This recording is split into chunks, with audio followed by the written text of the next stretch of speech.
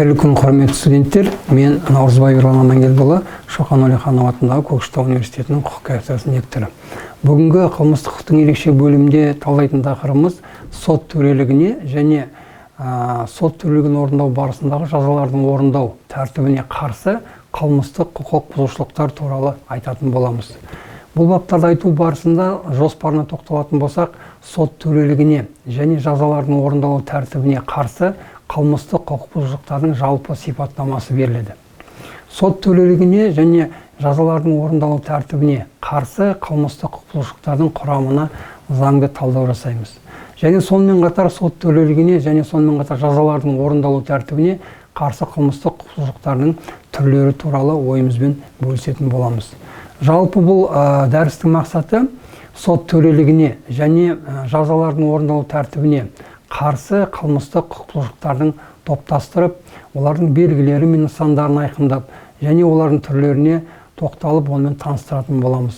Құқық бұзушылық құрамының элементтеріне келетін болсақ, оларды анықтап, аяқталу кезеңі мен оған ұқсас қылмыстардың арасын ажырата білуіміз керектігі туралы осында мақсат баяндалады. Келесі анықтамасында Қазақстан Республикасының аумағында қолданылған қайнар көздері, то есть құқық нормативті актілер, то есть ол Қазақстан Республикасының қылмыстық кодексі бар, сонымен қатар конституциямыз бар, және сол Қазақстан территориясында білім беру министрлігінің рұқсат берген литература дейміз, кітап оқу кітаптарына сәйкес анықтама береді. Енді сот төрелігіне келетін болсақ, біріншіден тәуелсіздік пен тиімділікті қамтамасыз ететін көптеген нормативті құқықтық актілерді қабылдауда мемлекеттік сот билігін күшейтуге бағытталған қандай да бір қадам немесе оның артықшылықтары болады. Ол өздеріңіз көріп тұрған қылмыстық кодекстің ішкі тармақтарында, нақты диспозицияларында көрсетілгенін айтып кеткім келеді. Анықтамаға сәйкес сот төрелігін жұмысын жүзеге асыру барысында ең алдымен соттың жұмысын байланысты емес, то есть прокурор, тергеуші, анықтаушы жүргізетін тұлғалардың кәсіптілігіне немесе жауапкершілігіне байланысты болады. Екіншіден, сот қылмыс анықтау барысында немесе оларды қылмыстық істерді көптеген заң бұзушылықтарды жасалған болса, сот төрелігі жүзеге аспайды. То есть бұл жерде анықтама ретінде егер нақты болмаған кездегі амалдардың нәтиже бермейтіндігі туралы көрсетіледі. То есть осындай амалдарды талдау барысында біз өзіміздің ойымызбен бөлісетін боламыз.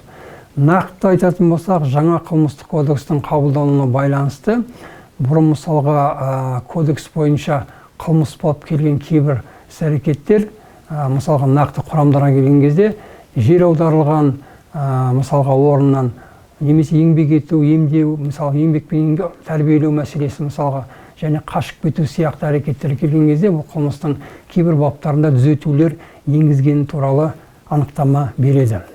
Анықтамасына сәйкес қазіргі кезде өздеріңіз көріп отқандай кезіндегі Қазақ СССР-ның қылмыстық кодексінен үзінділер алынады және 97 жылы кодекстегі амалдар мен әрекеттер жаңағы қазіргі нормативті актілермен сәйкестендіріп тәжірибе түрінде сізге салыстырмалы кесте түрінде беріп отырмыз. Және тағы айтатын мәселе, жаңадан қабылданған кодекстің баптарына тоқталатын боламыз. Бұл баптардың ішінде мысалы нақты айтатын болсақ, 408-ші бап сот төрелігі туралы, одан кейін 171-ші бап кезіндегі Қазақ СССР-ның кодексінің салыстырмалы түрде қарайтын болсақ деген сияқты әрекеттер бұл салыстырмалы түрде беріп отырмыз. Келесі анықтамасында қылмыстық теориясы бойынша сот төрелігіне және жазалардың орындалу тәртібіне қарсы қылмыстар деп осы міндеттерді жүзеге асырып отырған органдар мен лауазымды адамдардың, жекелеген азаматтардың бір қалыпты заңды қызметіне қол сұғатын қасақана іс-әрекеттерін айтатын боламыз. Нақты анықтамасына келген кезде өздеріңіз көріп тұрғандай, бұл нақты сот мәселесіндегі шешім шығару мәселесінде қылмыстық кодекстің нақты ерекше бөлімдегі 17-ші тарауында 30 баптан тұратын немесе 407-ші бап, 436-ші баптардағы бекітілген талап тәртіптермен іске асатынын айтқым келеді. Нақты анықтамасына келген кезде қылмыстық кодексінің объектісі бұл сот төрелігін немесе жазаларды орындау барысында қамтамасыз ететін органдардың дұрыс қызметі болып табылады. Объективті жағы өздеріңіз көріп тұрғандай төмендегідей нәтиже береді. Ол 421 баптың куәгер немесе жәбірленудің айғақтары және 434 баптағы қылмыс туралы әрекеттер айқындалады. Субъективті жағынан келген кезде бұл әрекеттердегі тараудағы қылмыстар тек орындалу, тек тікелей қасақаналықпен істелінетіні туралы айтылады. Және сонымен қатар ниетке келетін болсақ, мақсаты нақты айтқан кезде көптеген қылмыс құрамы үшін қажетті элемент топ саналмайды. Қылмыстың субъектісіне келетін болсақ, жай немесе лауазымды тұлғалар болады. Нақты айтатын болсақ, кейбір қылмыста субъектісі болып, мысалы 412 бап, 415 бап, 418 баптарда азаматтар лауазымдар қарастырылған, және сонымен қатар 420 бап, 421, 423 баптардағы амалдарды айтуға болады. То есть нақты анықтамасында төмендегі айтылған әрекеттердің барлықтары өздеріңіз көріп отырғандай тікелей объектіге байланысты ма немесе субъектіге байланысты ма, оны кесте түрінде сіздерге беріп отырмыз. Әрине, бұл жерде талдау барынша бірінші топтама, екінші топтама ретінде, үшінші топтама ретінде және төртінші топтама ретінде берілген.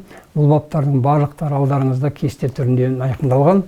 Сондықтан бүгінгі айтайын дегеніміз осы. Назар қойып тыңдағандарыңызға рахмет. Сау, саламат болыңыздар.